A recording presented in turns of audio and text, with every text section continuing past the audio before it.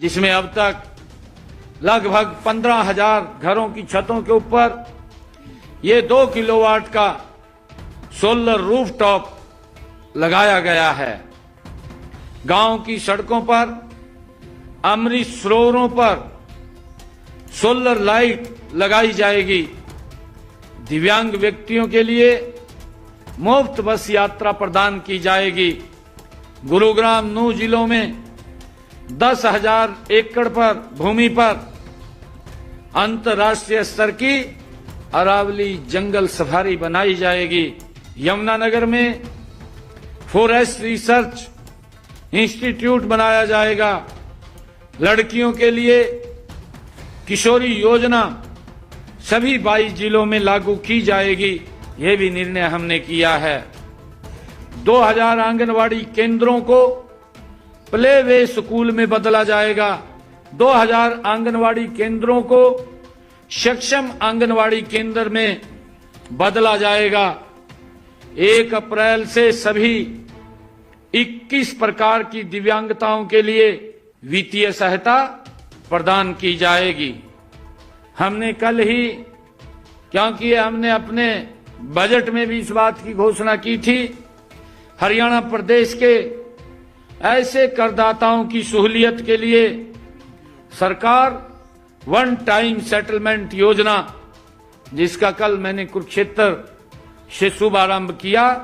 हरियाणा प्रदेश के लाखों ऐसे हमारे व्यापारी जो जिस लिटिगेशन के अंदर थे, उसको लेकर के OTS one time settlement scheme हम लेकर के आए हैं। कल मैंने कुरुक्षेत्र से उसको लॉन्च किया है।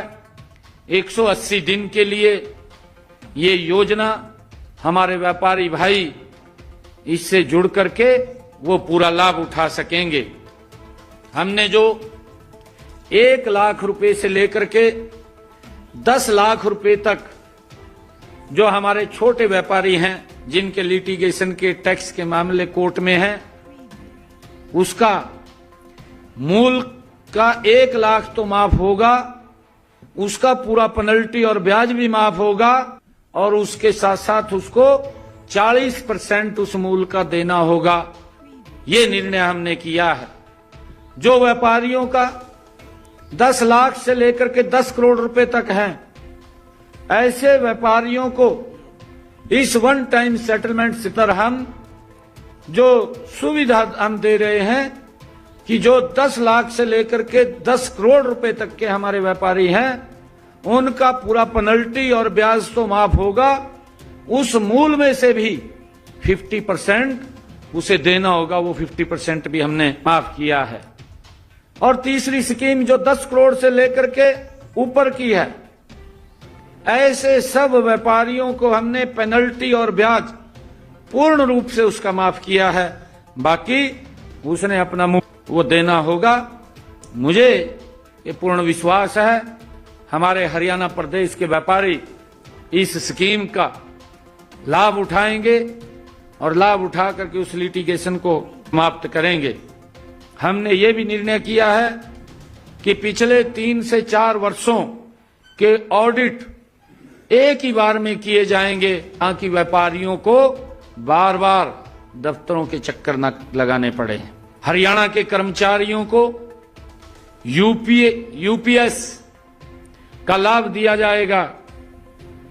माननीय प्रधानमंत्री नरेंद्र मोदी जी के सबका साथ, सबका विकास, सबका विश्वास और सबका प्रयास विजन के साथ हमारी सरकार हरियाणा को विकसित करने, तेज गति से कार्य करने के लिए कटिबद्ध है। प्रधानमंत्री जी का जो विजन है 2047 तक भारत को गति से विकसित राष्ट्र बनाना, हरियाणा भी उनके साथ कंधे से कंधा मिला करके विकसित हरियाणा के साथ साथ विकसित भारत में अपना महत्वपूर्ण योगदान देगा। मुझे खुशी है 14 अप्रैल को बाबा साहेब, भारत रत्न बाबा साहेब डॉक्टर BR अम्बेडकर जी, उनकी जन्म जयंती के अवसर पर बड़ी परियोजनाओं की सौगात और हमारे इस बाबा साहेब को याद करने और हम सब का मार्गदर्शन करने के लिए इसके यशस्वी प्रधानमंत्री आदरणीय नरेंद्र मोदी जी आ रहे हैं।